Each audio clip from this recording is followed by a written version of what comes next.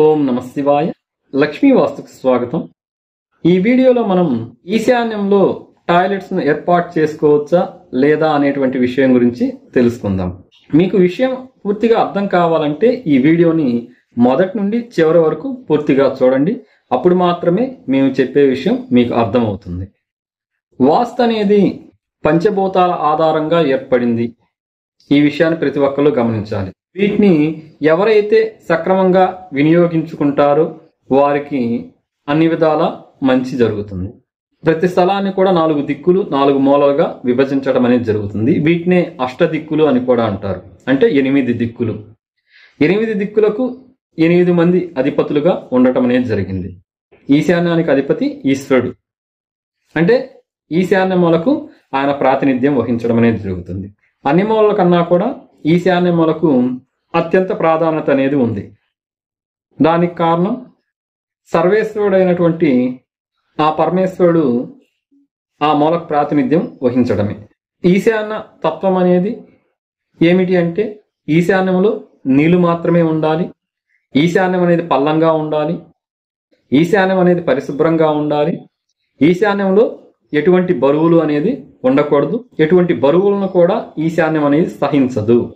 ఈశాన్యం అనేది ఎంత పరిశుభ్రంగా ఎంత పవిత్రంగా ఉన్నప్పుడే ఆ కుటుంబం అనేది ఈశ్వరానుగ్రహం వలన అన్ని విధాలుగా అభివృద్ధి చెందుతుంది. ఈశాన్యంలో చేయకూడని పనులు చేస్తే అంటే ఈశాన్య మూలకు విరుద్ధమైనటువంటి పనులు చేస్తే ఆ మూల సహించదు. ఈశ్వరుని యొక్క అనుగ్రహానికి బదులు ఆగ్రహానికి గురి కావాల్సి వస్తుంది. అంటే పవిత్రమైనటువంటి ఈశాన్యంలో టాయిలెట్స్ను ఏర్పాటు చేయడం ద్వారా అంటే ప్రతిరోజు కూడా ఆ కుటుంబం మొత్తం మలమూత్రాలను ఈశాన్యంలో విసర్జించడం అనేది జరుగుతుంది. అంటే పవిత్రంగా పూజించవలసినటువంటి పవిత్రంగా ఉండవలసినటువంటి ఈశాన్యంలో మలమూత్రాదులను విసర్జించడం అంటే అంతకంటే దరిద్రమైనటువంటి అంతకంటే దుర్మార్గమైనటువంటి విషయం ఇంకొకటి ఉండదు. నీచమైనటువంటి చర్యగా చెప్పుకోవచ్చు. అన్ని విధాలుగా అది అతి నీచమైనటువంటి అతి చండాలమైనటువంటి అతి క్రూరమైనటువంటి అతి భయంకరమైనటువంటి సంఘటనగా చెప్పవచ్చు. అంటే అది ఈశ్వర స్థానం. పవిత్రంగా ఉండవలసినటువంటి స్థానంలో మలమూత్రాదులను నిత్యం విసర్జించడం అంటే అది ఇంకా ఎంత చండాలమైనటువంటి పనో మీరే అర్థం చేసుకోండి. అంటే ఇక్కడ అలా ప్రతినిత్యం చేయటం వలన ఆ కుటుంబానికి జరిగేటువంటి నష్టం అనేది ఊహించని విధంగా ఉంటుంది.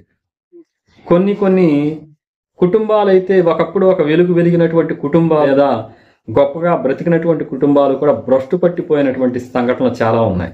ఎందుకు అంటే అది అతి పవిత్రమైనటువంటి ఈశాన్యం. ఇక్కడ ఈశ్వరానుగ్రహానికి బదులు ఈశ్వరుని యొక్క ఆగ్రహానికి గురి కావాల్సి వస్తుంది.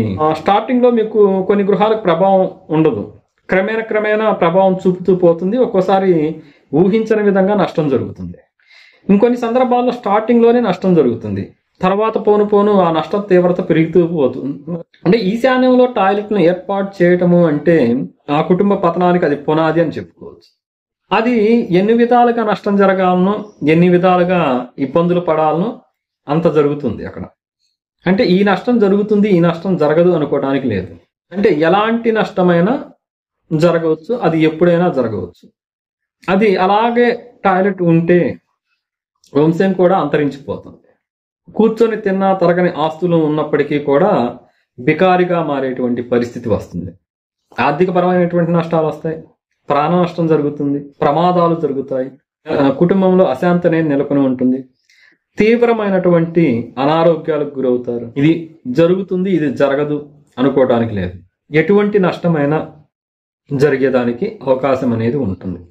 ఈశాన్యంలో టాయిలెట్లను ఏర్పాటు చేసుకోవటం అంటే కోరి మీరు ప్రమాదాలను కొని తెచ్చుకోవటమే. ఆ ప్రమాదాలు ఏ రూపేణ అయినా జరుగుతాయి.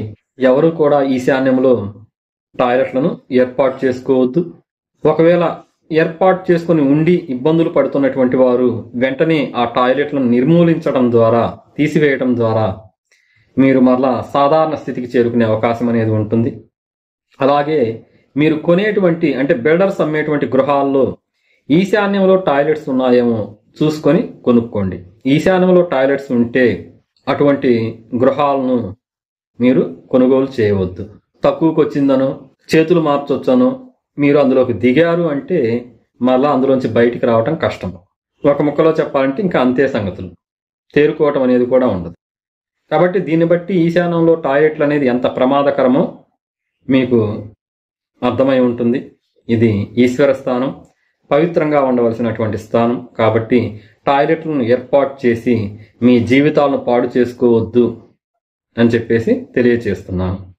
ఒకవేళ ఎవరైనా ఉండవచ్చు, ఏం కాదు కట్టుకోండి అని చెప్తే మీరు వారి మాటలు నమ్మి కట్టుకున్నా లేదా కొనుగోలు చేసిన గృహాన్ని ఇంకా మిమ్మల్ని ఎవరూ కూడా రక్షించలేరు. ఇంకా మీ జీవితాలు అంతే. ఇప్పుడు మేము ఈ విషయాలను చెప్పాము, కానీ మేము చెప్పినటువంటి విషయాన్ని కూడా మిమ్మల్ని నమ్మండి అని చెప్పటం లేదు. మీరు వాస్తవాన్ని ఆలోచించండి. అంటే ఆ మూల యొక్క తత్వం తెలుసుకోండి. మీకు వాస్తవా కాదనేటువంటిది అర్థమవుతుంది. అంటే ఈశాన్యం ఈశ్వర స్థానం, ఈశ్వర స్థానంలో ఇటువంటి చండాలమైన పనులు చేయవచ్చా లేదా అని ఒక్కసారి కామన్ సెన్స్ తోటి ఆలోచిస్తే వాస్తవం అనేది మీకే అర్థమవుతుంది. కాబట్టి ఇటువంటి పొరపాట్లను చేసి మీ జీవితాలను చేజేతులారా పాడు చేసుకోవద్దు అని తెలియచేస్తున్నాము. మా వీడియో నచ్చితే లైక్ చేయండి, మీ బంధుమిత్రులకు కూడా తెలియచేయండి. మా ఛానల్ను సబ్స్క్రైబ్ చేసుకోండి.